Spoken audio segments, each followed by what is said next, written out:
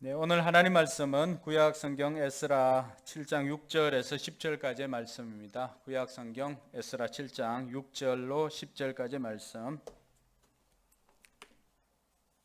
네, 불편하지 않으면 우리 자리에 일어나서 하나님 말씀 함께 읽도록 하겠습니다.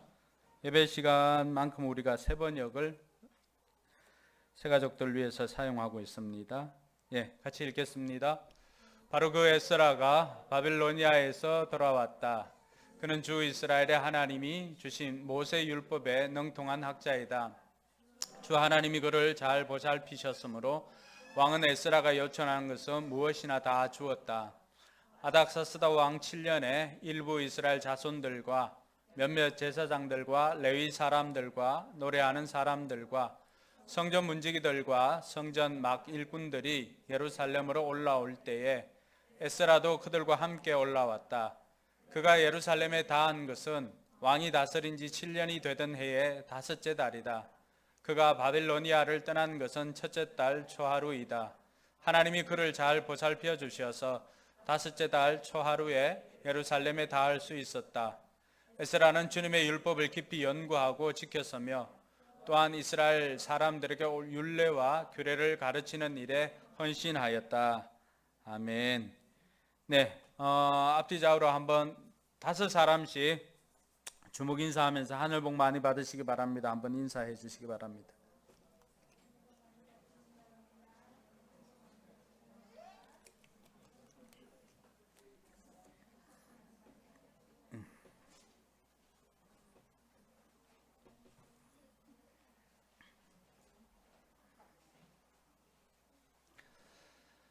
네, 여러분 모두 하늘 복 많이 받으시기 바랍니다.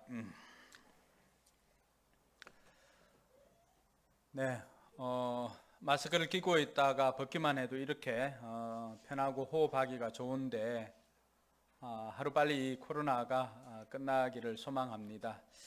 이 코로나가 빨리 끝나려면은 어쨌든 백신이 개발되어야 할 텐데 나라마다 이 백신 개발에 박차를 가하고 있는데 하루속히 백신이 개발되어져서 좀 더 평안하게 이 코로나 시기를 보낼 수 있는 은혜가 있기를 바랍니다. 지금뿐만이 아니라 19세기에도 이 엄청난 그 전염병 때문에 많은 사람들이 힘들어한 때가 있었습니다. 그때는 사람이 아니라 닭 콜레라 1900년대에 이 닭 콜레라 때문에 19세기 후반에 프랑스 전역이 이 닭 콜레라 때문에 농가들이 울상을 짓기도 했습니다. 왜냐하니까 오늘날로 치면 돼지 구제역 같은 병이라고 할 수가 있는데 이 닭 콜레라에 걸리면 치사율이 한 10% 정도가 됩니다. 그러니까 발병을 하면은 10마리 중에 1마리는 죽는다고 보면 됩니다. 그러니까 농사를 짓는 그 농가 주민들이 얼마나 힘들어 하겠습니까? 근데 그때 이미 이 포도주를 그 개발을 하고 포도주에 또 어떻게 해서 오염이 되는지를 찾아냈던 파스테르, 우리가 우유도 있죠. 예. 파스테르가 이미 그 당시에 포도주를 만들 때 미생물에 접촉이 되면은 오염되고 부패된다라고 하는 것을 알고는 농민들에게 굉장한 도움을 주었습니다. 그래서 이번에는 이 닭 콜레라를 좀 백신을 개발해야 되겠다라고는 생각하고 1800년대에 이 1880년에 콜레라 연구를 시작을 했습니다. 그래서 콜레라 걸린 닭을 그 닭벼슬에서 피를 소량 추출해 가지고 그 피를 가지고 닭 수프에다가 따뜻한 수프에다가 그 피를 몇 방울 이렇게 때렸어요. 균을. 그러고 난 다음에 시간이 좀 지나서 이렇게 관찰을 하니까 세균들이 엄청나게 이렇게 정식이 되어 있는 거예요. 그리고 반복해서 이 실험을 해 보니까 어떻게 하니까 닭 콜레라에 걸리는 그 원인균을 이 파스테르가 그 실험을 통해서 알게 된 거죠. 그래서 이제는 원인균을 알았으니까 기분 좋게 휴가를 다녀옵니다. 우리처럼 휴가를 다녀왔는데 휴가를 다녀와서 다시 한번 실험을 해 보았습니다. 그러니까 배양해 놓은 균이나 이런 것들이 시간이 좀 지났잖아요. 그래서 그걸 가지고 이제 다시 수프에다가 이렇게 떨어뜨려 봤어요. 그리고는 빵을 가지고 그 수프에다가 떨어뜨리고는 그 빵을 닭에게 먹여 보았습니다. 닭에게 먹여 보니까 처음에는 콜레라 증상이 이렇게 좀 나타나다가 조금 시간이 좀 지나니까 곧 회복되더라고 하는 거죠. 그래서 이 파스테르가 한 가지 더 실험을 해보았습니다. 그것은 이 시간을 조금 더 길게 만든 거죠. 병원성을 약화시킨 것. 우리가 보면은 그 세균을 이렇게 떨어뜨리고는 그것을 좀 오랜 시간 이렇게 두고는 그걸 가지고 다시 수프에 이렇게 떨어뜨려 보았습니다. 그리고는 다시 닭에게 먹여보니까 처음에 조금 증상이 나타나다가 이내 회복을 하더라고 하는 거죠.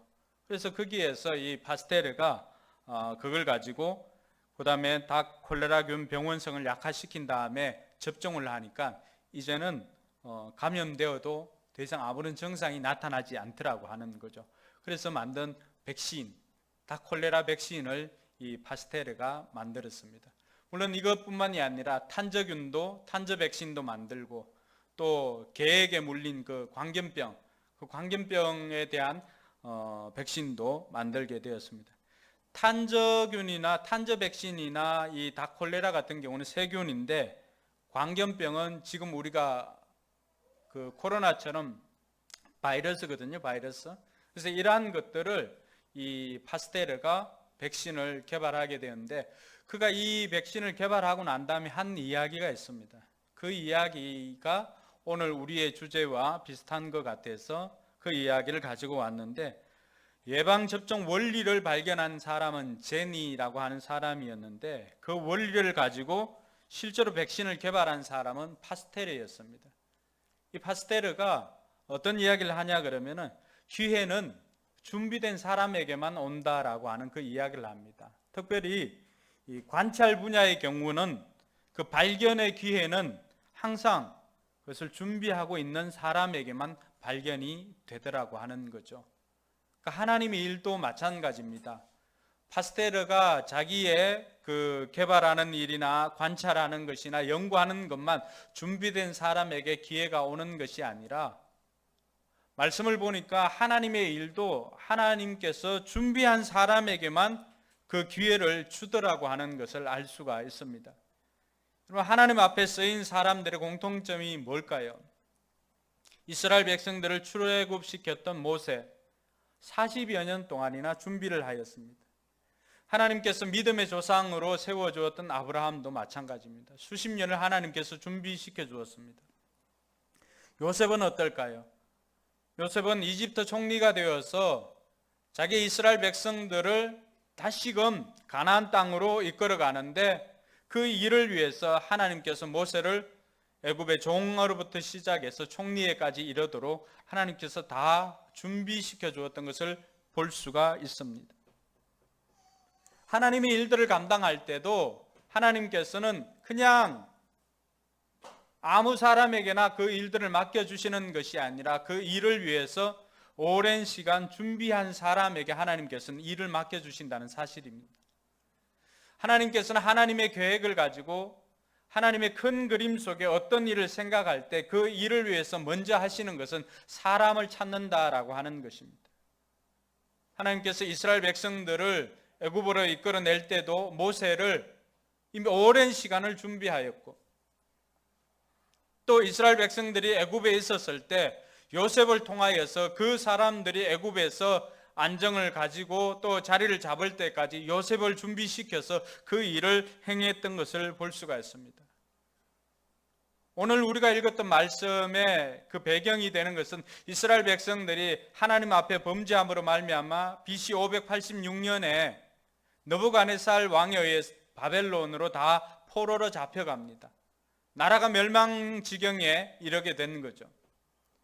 자, 하나님께서 분명히 이스라엘 백성들에게 예레미야 선지자를 통하여서 70년 후면은 하나님께서 다시 이스라엘로 돌아오게 해 주실 것이라고 하는 약속을 해 주었는데, 그 약속을 성취할 사람이 누구냐라고 하는 것입니다. 하나님은 먼저 이방 왕 고레스 왕을 준비시켰습니다. 이 고레스 왕을 통하여서 하나님께서 어떤 마음을 주셨냐 하니까, 이 고레스 왕의 마음을 감동시켜 가지고 각 나라 백성들을 이제 자기 나라로 다시 돌려보내야 되겠다라고 하는 생각을 가지게 했습니다. 그 한 왕뿐만 아니라 하나님께서는 오늘 아닥사스다 왕이라고 하는 그 왕의 마음도 움직여서 하나님의 성전을 세워놓고 하나님 성전 안에 들어갈, 하나님께 영광을 돌릴 그런 용품들이나 이런 것들을 다시 보내고 여러 가지 재물들을 보내어서 준비할 마음을 하나님께서 주셨습니다. 그 사람들이 하나님의 사람이라고 한다면은 우리는 그 사람 마음속에서 그런 일들이 생겼을 거라고 생각할 수 있겠지만은, 고레스 왕이나 아닥사스다 왕은 다 이방 바벨론의 왕이었던 것입니다. 우리가 하나님의 큰 일을 생각할 때 사람의 계획보다도 훨씬 큰 하나님의 계획이 있음을 믿으시기 바랍니다. 때로는 그 일을 위해서 나라 대통령의 정책이나 이런 것들을 통해서도 하나님께서는 그 한 나라 한 나라를 다 하나님의 나라로 만들어 가시는 계획이 하나님께는 있다는 사실입니다. 때로는 그것을 우리가 다 이해를 할 수가 없어서 원망하고 불평할 때도 있지만, 그러나 하나님께서는 반드시 계획하신 것을 사람을 통해서 이루신다는 사실입니다. 하나님께서 이방 왕을 통하여서 정책을 바꾸고 또 그 마음을 움직였다고 한다면은, 두 번째는 이제는 그곳에 가서 일할 지도자를 하나님께서는 준비시켜 주신다는 것입니다. 이스라엘 백성들이 세 차례 바벨론에서 예루살렘으로 귀환을 했었는데, 첫 번째 귀환할 때는 스룹바벨, 다윗의 후손인 스룹바벨을 통하여서 하나님께서 하나님의 성전을 건축하도록 했습니다. 1차 귀환할 때 4만 6천 명 정도가 바벨론에서 예루살렘으로 귀환을 했는데, 그때 지도자가 스룹바벨이었습니다. 스룹바벨이 돌아와서 백성들과 함께 황폐해진 그 성전을 보고는 성전 틀을 이렇게 닦아두었습니다. 근데 그 일에 항상 방해자들이 있습니다.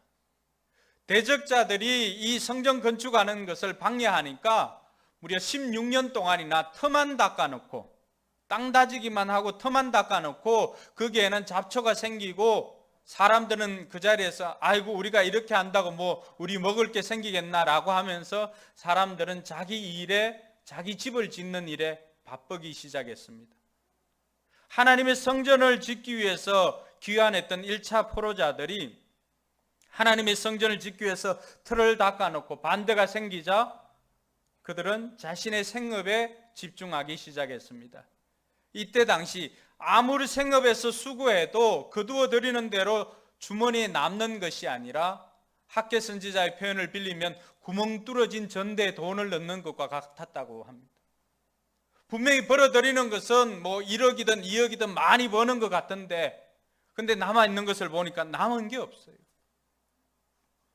그래서 하나님께서는 학개 선지자와 스가랴 선지자를 통하여서 말씀해 주십니다. 하나님의 성전이 저렇게 황폐되어져 있는데 너희들은 너희 집을, 그 판벽한 집, 지붕이 있는 슬라브 집을 치고 그렇게 사는 것이 합당하냐? 이제라도 산에 가서 나무를 해와서 성전을 건축하라고 그렇게 종용을 합니다. 하나님께서 스가랴 선지자를 통해서 무슨 말씀을 주십니까? 하나님의 성전을 건축하는 것, 그때 당시 사람들이 포로에서 돌아왔기 때문에 이제 얼마 있는 것도 없잖아요.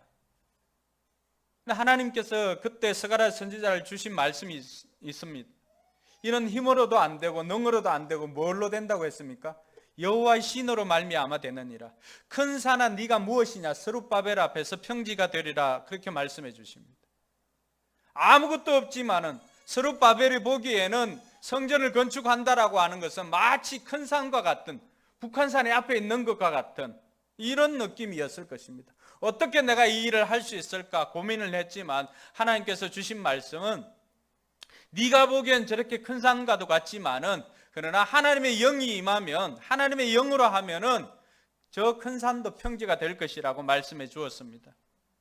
하나님의 약속하신 말씀대로 BC 516년에 성전이 완성이 되었습니다. 그리고 시간이 지나서 오늘 말씀해 보니까 7장 1절에 보니까 이런 일들이 지나가고 난 다음에 그런 표현을 씁니다. 1차 포로 기환이 되어지고 난 다음의 일입니다. 무려 57년이 지났습니다. 57년이 지나니까 백성들이 이제 거기에 바벨론에서도 자리 잡고 장사도 하고 하니까 먹고 사는 데는 큰 지장이 없습니다. 하나님께서는 그 백성들을 향하여서 이제는 성전을 건축할 뿐만이 아니라 그곳에 살 하나님의 백성들을 구별한 하나님의 백성들을 준비하고 싶었던 것입니다. 성전만 건축해 둔 것이 아니라 그곳에서 하나님의 일들을 감당할 사람들, 또 하나님 나라의 백성들을 만들고자 하는 하나님의 뜻이 있었던 것이죠. 그래서 57년이 지난 후에 BC 458년에 2차 귀환이 일어납니다.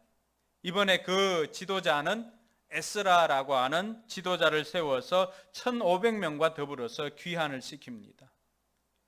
그러고 난 다음에 하나님께서는 3차 귀환을 13년 후에 BC 444년에 느헤미야를 통하여서 느헤미야를 중심으로 또 3차 귀환을 시킵니다.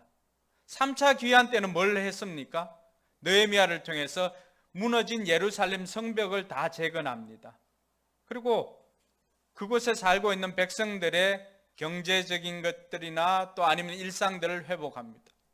그러면 성전을 건축하고 일상을 회복하고 백성을 준비시키고 하는 이 일련의 과정들을 보면은 하나님께서 뭘 우선해서 우리 인생 가운데 세워야 할 것인가를 그 그림을 보여줍니다. 신앙의 자유를 찾아 떠났던 필그림호를 타고 떠났던 그 청교도들도 마찬가지였습니다. 그들이 제일 먼저 가서 한 것도 하나님의 성전을 건축한 것이고 교회를 세우고 학교를 세우고 하는 그 일들이었습니다. 그리고는 그곳에서 일을 하고 그 사람들의 신앙을 훈련시키고 난 다음에 자신의 생업들을 이제 인디언들에게 요청을 해서 씨앗을 뿌리고 해서 거두어 드린 것으로 가지고 추수감사 예배를 드리지 않았습니까? 그들이 오늘날 미국 건국을 세운 사람들입니다. 미국 건국을 한 사람들이죠. 오늘 하나님께서는 1차 귀환 이후에 57년 동안이나 시간이 지나고 난 다음에 이제는 왕이 바뀌었지만 아닥사스다 왕의 그 마음을 통하여서 다시금 2차 귀환을 준비시켜 주었습니다. 그런데 그 일을 준비시키기 위해서 하나님께서는 그 일을 맡아서 할 지도자가 필요했던 것입니다.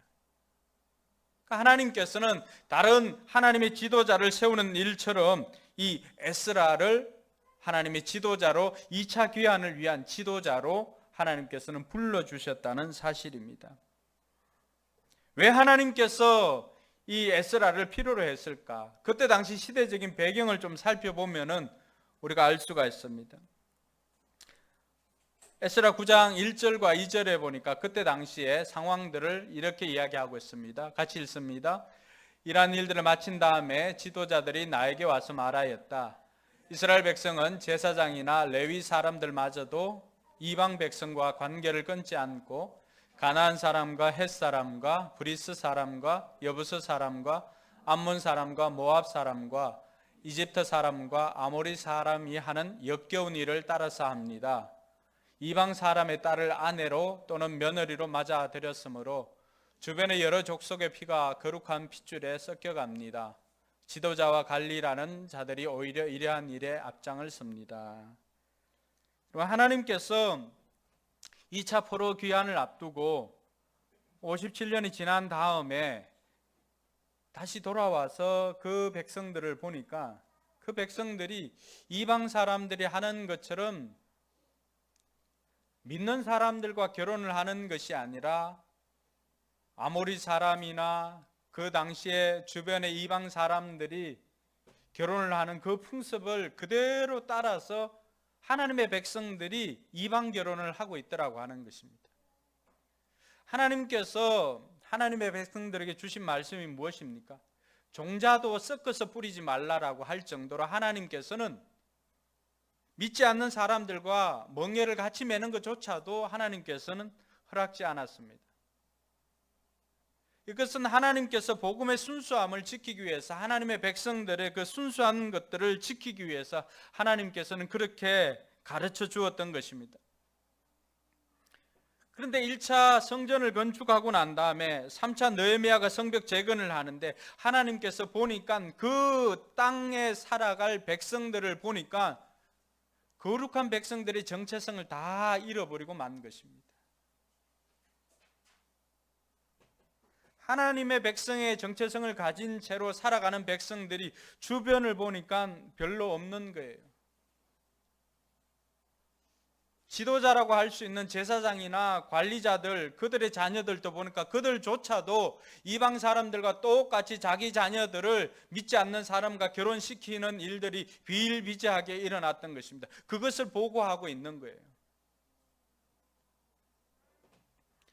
오늘 이러한 일들을 듣고 난 다음에 하나님께서 이 일을 해결할 적임자로 하나님께서 하나님의 사람을 그때부터 준비시켰는데 그 사람이 바로 에스라라고 하는 사람입니다.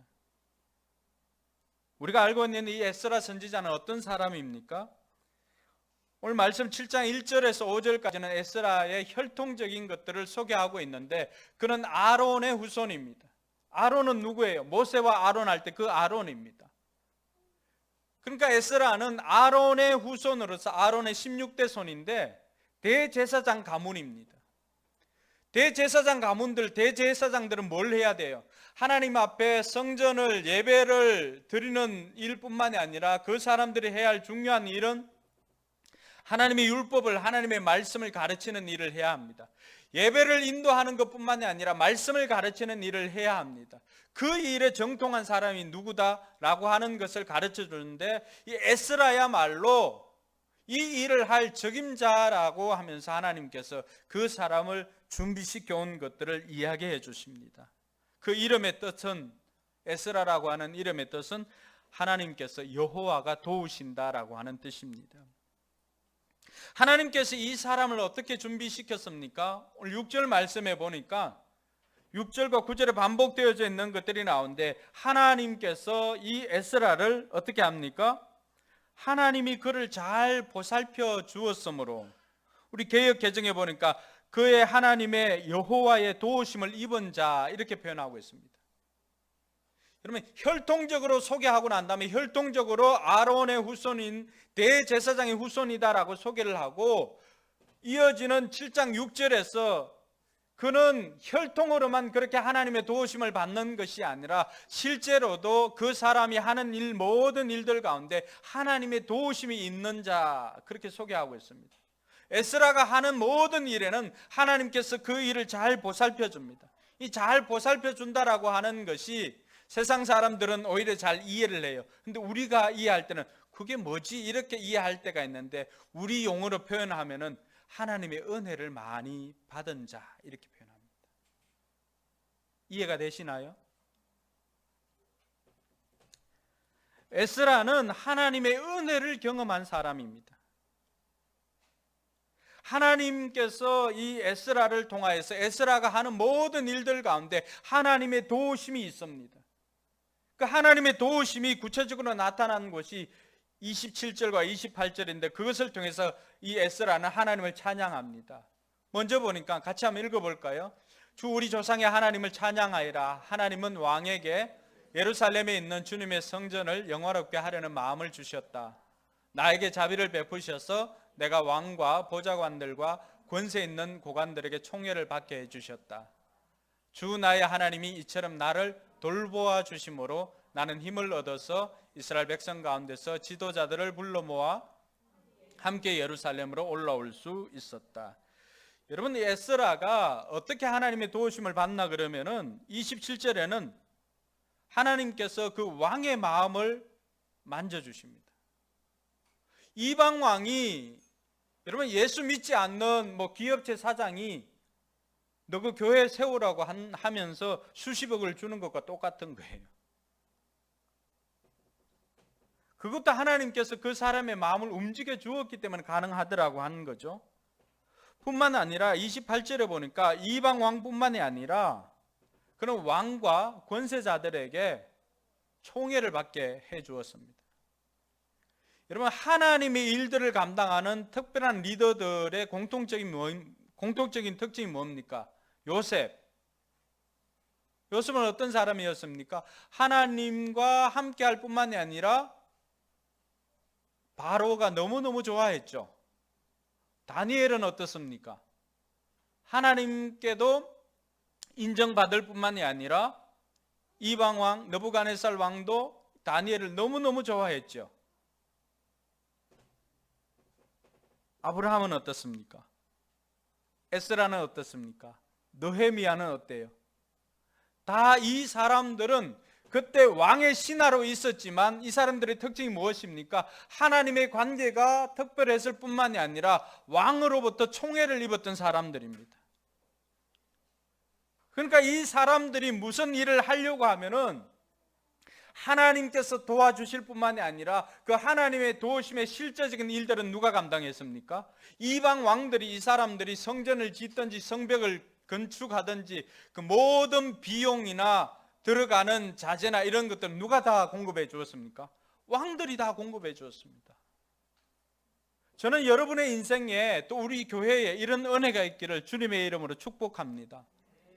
하나님의 일들을 하는 사람들의 공통적인 특징이 뭐였습니까? 특별히 하나님의 일들을 감당하는 리더들은, 하나님께서 준비시킨 사람들은 하나님의 도우심을 받을 뿐만이 아니라 하나님과 동행했을 뿐만이 아니라 이방 왕들의 총애를 받은 사람들이었다라고 하는 것입니다.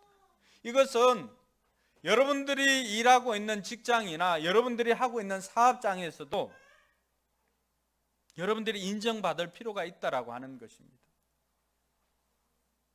실력 면에서도 출중했습니다. 그러나 무엇보다도 그 사람들이 그 왕들의 마음을 살 수 있었던 것은 그들이 신실한 사람이었습니다. 왕도 믿을 만한 사람이었습니다. 그러니까 이런 일들의 배후에는 누가 계셨다고요? 하나님께서 그를 도와주셨기 때문이다. 그래서 성경은 계속해서 오늘 6절 말씀에도 그렇고 9절 말씀에도 하나님이 그를 잘 보살펴 주셨어, 하나님이 그를 잘 보살펴 주셨어, 그렇게 표현합니다. 개역개정에는 여호와의 도우심을 입었어, 여호와의 도우심을 입었어. 그러니까 하나님의 은혜를 경험을 하게 되니까 하나님께서 그 일을 통하여서 이 에스라를 미리미리 준비시켰던 것을 볼 수가 있습니다. 하나님께서 지도자를 준비시키는데 이런 일들을 통해서 준비시켰다고 한다면은 오늘 지도자인 이스라엘 백성들을 어떻게 보면은 제2의 출애굽이라고 할 수가 있잖아요. 바벨론에서 나오는 출바벨론이지만은 어쨌든 이 이야기를 기록하고 있는 사람들 머릿속에는 처음으로 나왔던 첫 번째 출애굽을 기억을 하면서 이 에스라를 제2의 모세로 이렇게 형상화하고 있는 것을 볼 수가 있습니다. 근데 에스라는 어떤 준비를 하였습니까? 오늘 우리가 인생 업그레이드 9번째 시간인데 그 핵심 키워드가 준비입니다. 하나님께서 에스라를 준비시켰다고 한다면 에스라는 또 어떤 일에 자기 자신을 준비시켰기에 하나님께서 필요로 하는 그때 쓰임 받을 수가 있었을까요? 여러분, 그 우리나라 최고의 소프라노, 여자 소프라노 누가 있죠? 조수미, 이렇게 한, 조수미 말고 또 누가 있어요? 신영옥. 네. 신영옥은 그때 메인 그 나비 부인의 메인 역할을 감당하는 사람이 아니었습니다. 그런데 자기가 거기에 설 일이 없었던 거죠. 후보였기 때문에. 그럼에도 불구하고 이 신영옥은 매일같이 그 역할을 혼자 연습을 하고 합니다. 근데 공교롭게도 그 작품을 발표하는 그날 주인공이 이 목감기가 걸려서 목소리가 안 나오는 거예요. 그때 다른 수많은 사람들 그 찾아봐도 그 역할을 감당할 사람이 없습니다. 거기에 있는 극장장이 이 신영옥이 계속해서 준비하고 했다라고 하는 것들을 알고 있었기 때문에 그 역할을 신영옥에게 맡겼습니다. 그러니까 평소 계속해서 연습을 해왔기 때문에 결정적인 순간이 자기에게 주어졌을 때 비로소 그 사람은 진가를 발휘하게 된 것입니다. 그 역할을 신영옥이 너무나도 기가 막히게 감당을 했습니다. 그 일로 신영옥은 세계적인 소프라노 반열에 오르게 되었던 것이죠. 우리는 많은 사람들이 왜 나에게는 하나님께서 기회를 안 주시냐라고 이야기할 때가 많이 있습니다. 근데 돌아보면은 하나님께서 기회를 주시면은 나는 그 기회를 잘 잡을 준비가 되어 있는가라고 하는 것은 하나님께서 우리에게 던지는 질문이기도 합니다. 여러분들은 어떠세요? 하나님께서 여러분들에게 일을 맡기려고 해도 시간이 오래 걸리는 이유는, 그 중에 많은 이유 중에 하나는 우리가 준비되지 않았기 때문입니다. 창세기 12장에 보면 하나님께서 아브라함을 불러주십니다. 그때는 아브라함이 자녀가 없었지요. 12장에서 불러주셨던 그 아브라함을 22장에 가면 어떤 것을 요구하냐 그러면은, 아브라함이 100살에 낳은 아들 독자 이삭을 하나님께서 바치라고 이야기를 합니다. 12장에서 성경 한 절, 또 이름 하나 기록된 게 얼마나 영광입니까? 근데 무려 성경이 장으로 10장이 지나가고 난 다음에 10장의 분량을 할애해서 하나님께서 이 아브라함에게 이삭을 요구했는데 왜 그때 요구했을까? 하나님께서는 이삭에 순종하는 마음도 하나님께서는 만들어 갔지만은 그것보다 더 우선하는 것은 하나님께서는 이 이삭을 드릴 수 있는 아브라함을 준비시키는 데 시간이 걸린 겁니다. 어떻게 보면 10장이나 되는 그 긴 시간들, 그 내용들 한 장 한 장들을 우리가 다 읽어보면은 그게는 다른 내용들이 아니라 아브라함이 믿음으로 이 아들 이삭을 바칠 만한 믿음의 사람이 될 때까지 하나님께서 그 시간 동안 아브라함을 준비시킨 것입니다. 왜 우리 목장이 부흥이 안 되고 왜 우리 교회가 부흥이 안 될까? 우리가 아직 준비되지 않은 것입니다. 하나님께서는 하나님의 그 일을 위해서 하나님께서는 반드시 사람을 통하여 일을 하십니다. 그 가운데는 분명히 하나님 앞에 헌신하는 헌신자들이 나오고 준비된 사람이 있었기 때문에 그 사람들에게 하나님께서 그 일들을 맡겨서 진행해 오신 것입니다. 지금까지 하나님이 일이 그래 했습니다. 이러한 방식은 시간이 지나도 바뀌질 않습니다. 하나님이 일하는 방식이기 때문에 그렇습니다. 자, 그러면은 이 에스라는 어떤 준비를 하였기에 오늘 하나님 앞에 2차 이스라엘 백성들을 포로로 다시금 고토로 귀환할 때 이 에스라가 지도자로 부름을 받을 수가 있었을까? 그의 부르심의 준비를 살펴보고 난 다음에 우리 또한 그렇게 준비한다면은 우리 역시도 하나님께서 하나님 나라의 한 모퉁이를 우리에게 맡겨주시고 우리에게 감당케 해주시는 것을 믿으시기 바랍니다. 에스라가 결단한 것은 에스라 7장 10절에 잘 나타나 있습니다. 같이 한번 읽어볼까요? 에스라는 주님의 율법을 깊이 연구하고 지켰으며 또한 이스라엘 사람들에게 율례와 규례를 가르치는 일에 헌신하였다. 우리 개역 개정에 보면 이렇게 되어 있습니다. 에스라가 여호와의 율법을 연구하여 준행하며 율례와 규례를 이스라엘에게 가르치기로 결심하였었더라. 여러분, 이 에스라가 결심한 것은 현재인가요? 아니지요. 결심하였었더라는 시제가 어디예요? 과거잖아요. 오늘 이 에스라가 하나님 앞에 준비하기 위해서 자신이 하나님 앞에 나는 이 일에 헌신하겠습니다, 나는 이렇게 결심하겠습니다 라고 했던 그 첫 번째 결심을 연구하는 것입니다. 에스라는 주님의 율법을 깊이 연구하고 이렇게 되어 있습니다. 여러분, 아론의 16대 손입니다. 지금 당장 일할 수 있는 성전이 없잖아요. 대제사장인데 성전에서 일을 해야 되잖아요. 그런데 지금 바벨론에 있어요. 바벨론에는 하나님의 성전이 없어요. 그곳에서는 하나님 앞에 예배하는 것이 없었어요. 그럼에도 불구하고 이 에스라가 했던 것은 뭐지요? 그곳에서 나는 하나님의 율법을 연구할 거야 라고 결심을 했다라고 하는 것입니다. 제사장 가문이었지만 성전이 없으니 일할 곳이 없었음에도 불구하고 그런 그 자리에서 자기는 미래를 위해서 그 자리에서 준비를 하였던 것입니다. 할렐루야. 그러니까 하나님께서는 이렇게 준비된 자를 사용하십니다. 그래서 그가 다 준비되었을 때 하나님께서는 이스라엘 백성들 1500명을 붙여서 그와 함께 2차 귀환을 시켜 주었던 것입니다. 그들이 이 에스라가 1500명을 데리고 귀환할 때도 마찬가지였습니다.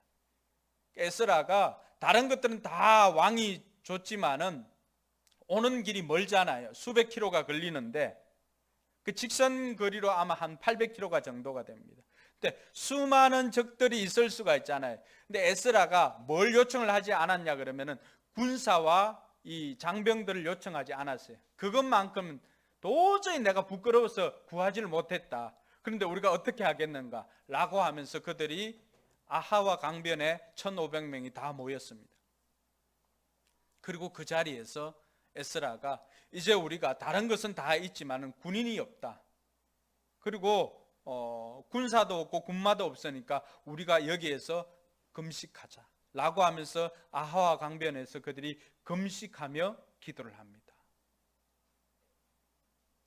그러고 난 다음에 이들이 길을 떠나는데 수많은 적들이 요소요소에 있지만 그들을 하나님께서 다 물리쳐 주시고 안전하게 돌아올 수가 있었던 것입니다. 내가 준비되어져 있을 때 하나님께서는 때가 되니까 우리를 사용하시는 것입니다. 할렐루야. 내게 왜 기회가 없는가 불평하기보다는 내가 준비되었는가를 먼저 점검하는 것이 더 필요하다라고 하는 것입니다. 그래서 우리가 잘 알고 있는 오늘은 우유 주인공들이 많이 나오는, 아까는 파스텔을 지금 아인슈타인이 어떤 이야기를 했냐 하면은 어제와 똑같이 살면서 다른 내일을 기대하는 것은 정신병 초기 증세다 이렇게 이야기했습니다. 역시 의학적으로 좀 이야기한 것 같아요. 자, 어제와 똑같이 살면서 다른 내일을 기대한다라고 하는 것은 정신병 걸린 것과 똑같다는 것이죠. 뭘 이야기를 하는 거예요? 오늘 준비하지 않으면 내일 다른 삶을 살 수가 없다는 것입니다. 여러분, 다른 내일을 위해서 얼마나 준비를 하고 있습니까? 하나님께서 여러분을 통해서 일하고 싶은데 여러분이 미처 준비되어 있지 않아서 그 일을 할 수가 없다면 하나님 나라에게서도 얼마나 손해가 될까요? 여러분들이 어제보다는 나은 오늘보다는 나은 내일을 살려고 한다면 지금 내게 없더라도, 지금 상황이 그렇지 않더라도 이 에스라처럼 미리 준비하는 은혜가 있기를 주님의 이름으로 축원합니다. 에스라는 그 일을 위해서 지금 당장 써먹을 것도 없고 지금 당장 일할 곳이 없음에도 불구하고 그는 낙심하지 않고 그 자리에서 하나님의 율법을 많이 연구했다라고 그렇게 기록을 하고 있습니다. 둘째로 그의 결심을 보면은 에스라는 깊이 연구하고 지켰으며 이렇게 되어 있습니다. 개역 개정에 보니까 준행했다라고 되어 있습니다. 이 에스라는 이론으로만 공부한 사람이 아닙니다. 말씀이 그러한가 하여 먼저 누구에게 적용을 했습니까? 자기 자신이 그렇게 살아보는 거예요. 말씀대로 살 수 있는가? 또 어떤 부분에서 넘어지는가? 이러한 것들을 에스라가 말씀을 가지고 연구하고 그 연구한 말씀을 지켰다라고 그렇게 이야기를 하고 있습니다. 오늘 많은 사람들이 우리가 가르치려고 많이 애를 씁니다. 정작 배우는 사람은 우리가 가르치는, 말로 가르치는 걸 배우는 것이 아니라 우리가 삶으로 보여주는 것을 배우고 있습니다. 야고보 사도도 우리에게 가르쳐 주는 것은, 그래서 행함이 없는 믿음은 죽은 믿음이라고 가르쳐 주는 것이 바로 그 원리 때문입니다. 에스라는 자기가 말을 한 것은 자기 삶으로 살아내고 검증한 것을 통하여서 백성들에게 가르쳐 준 것입니다. 그래서 우리가 설교를 들을 때도 은혜 받기 위해서 듣는 것이 아니라 순종하기 위해서 듣는 것입니다. 성경 공부도 마찬가지입니다. 성경 공부의 목적도 그대로 살아보기 위해서, 변화를 위해서 배우는 것이지 단순히 이론적으로 알기 위함만은 아니라고 하는 것입니다. 오늘 에스라가 했던 것은 내가 말씀대로 실천에 힘이 있는 것입니다. 말씀을 내 삶에 적용을 하고 내 삶이 하나님 말씀의 실험실이 되어야 됩니다. 그러니까 우리가 매주 주일날 와서 들었던 말씀을 가지고 주중에는 우리 삶이 뭐가 되어야 돼요? 연구실이 아니라 실험실이 되어야 돼요. 그러한가요? 말씀이 그러하다고 했으니까 그러한가요? 내 삶에 적용을 해보고 움직여보는 것입니다. 그대로 살아보는 것입니다. 믿음이라고 하는 것이 하나님께서 내 인생 가운데 개입되어져서 행하시는 것이 믿음이라고 했으니까 이번에 눈에 보이는 것은 없지만은, 느껴지는 것은 없지만은, 그러나 우리가 찬양한 것처럼 강을 만드시고 사막에 강을 만드시고 광야의 길을 만드시는 그 하나님이 계심을 믿고 믿음으로 한번 도전해 보는 거예요. 저는 이런 은혜가 우리 성도들에게 있기를 주님의 이름으로 축원합니다. 말씀을 삶에 적용해 보지 않으면은 영원한 부뚜막에 있는 소금이에요. 부뚜막에 있는 소금은 어떻게 합니까? 100날 가도 100년이 가도 1000년이 가도 부뚜막에 있는 소금이 국 속으로 들어오지 않는 한 국은 짜지지가 않습니다. 국에 간을 맞추려면 어떻게 합니까? 거기에 있는 소금을 넣어야, 국에 넣어야 간이 맞아지는 거죠. 우리 삶에도 마찬가지예요. 주일날 들었던 그 말씀을 늘 부뚜막에 소금처럼 그냥 저쪽에 강대상에만 두고 있고 목사님 말할 때 목사님은 그래 하죠 라고 하면서 좋은 말이네요 이렇게 생각하고 끄떡거리고 가면은 어떻게 합니까? 내 삶은 전혀 변화가 없습니다. 왜 그럴까요? 소금을 국에 넣어 본 적이 없으니까. 왜 우리 인생 간증이 없을까요? 말씀대로 살아보지 못했으니까. 기도한 대로 실천해 보지 못했으니까. 그래서 우리의 삶에는 세 가지 간증이 꼭 필요합니다. 먼저는 구원 간증입니다. 내가 어떻게 구원받았는지에 대한 그 간증이 있어야 됩니다. 물론 모태신앙은 이 부분에 있어서는 좀 미적미적거릴 수가 있어요. 왜냐하면 부모님 신앙을 그대로 받았기 때문에. 그러나 중요한 것은 내가 인격적으로 예수 그리스도를 만난 특별한 순간이 있을 것입니다. 그래서 우리 모두에게는 구원 간증이 있어야 됩니다. 그 구원 간증은 내가 죄의 자녀에서 하나님의 자녀로 옮겨온 그 순간의 간증이 있어야 됩니다. 두 번째는 기도로 하나님의 살아계심을 경험한 간증이 있어야 됩니다. 이 기도로 하나님의 살아계심을 경험한 간증, 기도 응답의 간증이죠. 기도 응답의 간증이 있으려면 뭐가 있어야 돼요? 우선해서 기도가 있어야 됩니다. 기도하지 않았는데 어떻게 간증이 있을 수가 있습니까? 그래서 이 두 번째 기도로 하나님 살아계심을 경험하는 간증은 우리 평소의 삶이 기도가 있어야 됩니다. 세 번째는 한 영혼 사랑하면서 섬기는 그 행복한 간증이 있어야 됩니다. 여러분, 여러분들도 누군가의 그 희생과 섬김을 통해서 오늘 구원의 자리에, 하나님의 자녀의 자리에 이런 것 아닙니까? 하나님께서 여러분 혼자 그 구원의 간증, 여러분 혼자 그 구원의 기쁨을 누리기 위해서 하나님께서 그 큰 일을 베풀어 주셨을까요? 오늘 하나님께서 우리에게 기대하는 것이 무엇일까요? 내가 그렇게 많은 사람들의 희생과 섬김을 통해서 구원받았다고 한다면은 누군가는 또 나를 통해서 구원받는, 내가 섬기고 내가 희생적으로 섬기고 하였던 그 섬김을 통해서 누군가는 나를 통해서 구원받는 그 행복한 간증이 있어야 되지 않겠습니까? 많은 사람이 아니어도 적어도 바울처럼 천국에 가면은 하나님, 저 사람들이 나의 보물입니다, 저 사람들이 나의 면류관입니다 라고 할 정도의 사람들은 있어야 하지 않겠어요? 오늘 목회 칼럼에도 그 비슷한 내용이에요. 대가 없이 얻어지는 것은 없습니다. 구원도 마찬가지입니다. VIP를 섬기기 위해서 희생을 치르지 않고 대가를 치르지 않는 그런 섬김이 없이 한 영혼이 구원받는다는 것은 있을 수가 없습니다. 왜 그럴까요? 우리가 구원받은 것에도 예수 그리스도의 크나큰 희생이 있었기 때문에 우리가 구원받았잖아요. 예수님의 희생뿐만이 아니라 인간적으로 수많은 사람들이 오랜 시간 기다려주고 우리가 변덕을 부림에도 불구하고 그 변덕을 다 참아내면서 기다려주고 또 기다려주고 또 기다려주고 그렇게 기도로 섬기고 해서 오늘 이 자리에 저와 여러분들이 있는 것 아니에요? 하나님께서는 우리에게 기대하는 것이 바로 그것입니다. 이제는 우리의 섬김을 통해서 누군가는 구원받는 그런 귀한 간증이 나오도록 우리에게 기대하는 것입니다. 이것이 에스라는 말씀을 자기 삶에 적용해 보면서 그 주중을 우리와 같은 것처럼 말씀을 자기 삶을 실험실로 삼았던 것이죠. 들었던 말씀을 가지고 여러분 한 주간 동안 몸부림치면서 삶 가운데 치열하게 적용하며 사는 은혜가 있기를 주님의 이름으로 축원합니다. 그것이 준비하는 삶입니다. 이렇게 해서 에스라가 결단한 것이 무엇입니까? 연구하고 준행하여 가르치기로 헌신하였더라. 여러분, 에스라는 지도자의 위치입니다.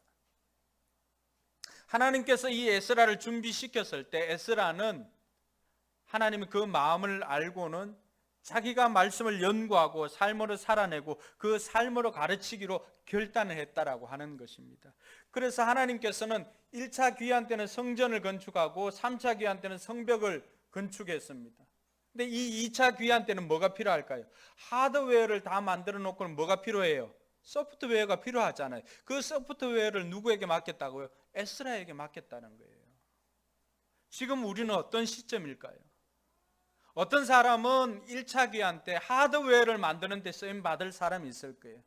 우리 믿음의 조상들은, 믿음의 선배들은, 대부분 많은 사람들은 다 성전 건축하는데 자기 전생애를 들여가지고 집을 팔고 집을 담보 잡혀서 또 전세금 내가지고 교회 건축하는데 들인 분들이 많이 있을 거예요. 그분들의 헌신이 헛되었을까요? 아닙니다.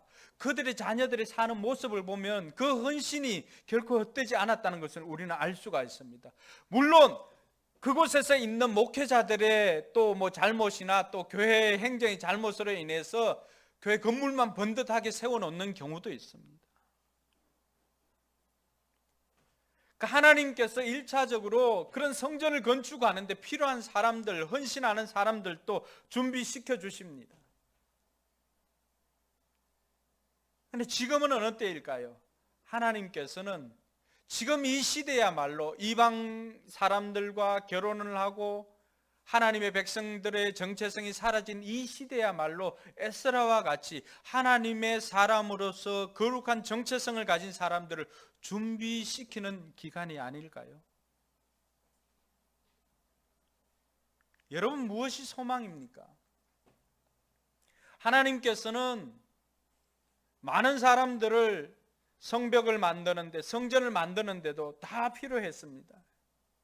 이 에스라만큼은 이렇게 준비시켜서 하나님의 백성들을 하나님의 백성답게 만드는 일에 쓰임받기 위해서 결단을 시킨 것입니다. 그리고 실제로 에스라는 느헤미야와 더불어서 느헤미야 8장 2절에 보니까 수문 앞 광장에 모여서 새벽부터 정오까지 알아들을 만한 모든 사람들에게 위대하신 하나님을 송축하였을 때 모든 백성이 아멘 아멘으로 화답을 했습니다. 그리고 하나님 느헤미야 8장 8절에 보니까 하나님의 율법책을 낭독하고 그 뜻을 해석하여서 백성에게 그 낭독하는 것을 다 깨닫게 하니 백성이 율법의 말씀을 듣고 다 우는지라 그렇게 말합니다. 이때까지 그런 말씀 들어본 적이 없었습니까?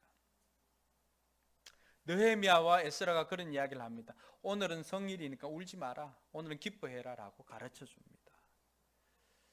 저는 지금이야말로 다시 이 제2의 출애굽이 필요한 하나님의 백성으로서의 정체성을 갖추는데 필요한 이 에스라의 시대가 아닌가 생각이 되어집니다.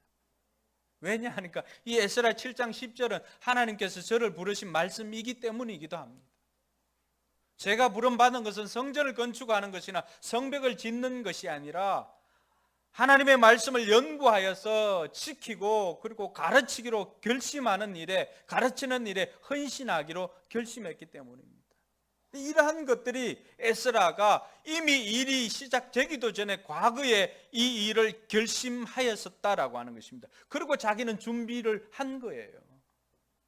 그러니까 하나님께서 하나님이 필요한 때에 에스라를 통하여서 제2의 출애굽을 시킨 것입니다. 할렐루야. 사랑하는 성도 여러분, 우리 인생이 업그레이드 되는 것은 우리가 준비할 때입니다. 지금보다도 여러분의 인생이 더 나은 삶을 살기 위해서는 오늘부터라도 준비하는 것이 필요합니다. 아인슈타인의 말을 다 인용하진 않아도 어제와 다른 삶을 살기 위해서 오늘 내가 다르게 살지 않으면, 준비하지 않으면 내일은 다른 삶을 살 수가 없습니다. 그러므로 주어진 오늘을 우리는 늘 이 에스라처럼 상황은 그렇지 않아도 일할 장소가 없고 일할 현장이 없음에도 불구하고 준비했던 이 사람, 필요하니까 때가 되니까 하나님께서 사용하시잖아요. 그러니까 대박 나는 거예요. 저는 우리 성도들이 이러한 믿음을 잘 준비해서, 여러분 이 코로나야말로 우리의 믿음을 테스트한 시간 아닙니까? 여러분의 진정한 믿음이 드러나는 때가 이때입니다. 우리가 준비하지 않았으면, 우리가 공동체성으로 이렇게 준비하지 않았다면 이때 뿔뿔이 다 흩어지지 않았을까요? 예배당이 없지요. 그리고 코로나로 환경으로 좋지를 않죠. 다시 모이는 것도 우리가 지하에서 이렇게 모이는데 여러 가지 피해야 할 요소들이 얼마나 많이 있습니까? 그럼에도 불구하고 이탈자가 없잖아요. 하나님께서 이렇게 준비시켜 주었을 때 이것을 통하여서 더 큰 일들을 감당하는 저와 여러분들이 되길 바랍니다. 앞으로 이제는 우리가 그 일에 오늘 에스라처럼 헌신하고, 하나님 나도 결심하여서 다음 세대를 세우는데 내가 헌신하겠습니다, 결단하겠습니다, 이렇게 결단하는 은혜가 있기를 바랍니다. 그 에스라야말로 이스라엘 백성들을 제2의 출애굽을 위해서 준비된 사람입니다. 그래서 이 에스라, 느헤미야 이 사람들을 통해서 오늘날 시오니즘이라고 하는 그런 운동들도 일어나게 되었는데, 하나님의 백성의 정체성을 만드는 일들이 일어났습니다. 그래서 우리가 더욱더 성결하게 하나님의 백성으로서 잘 준비되어져서 우리 인생이 업그레이드 되는 은혜가 있기를 주님의 이름으로 축원합니다. 기도하겠습니다.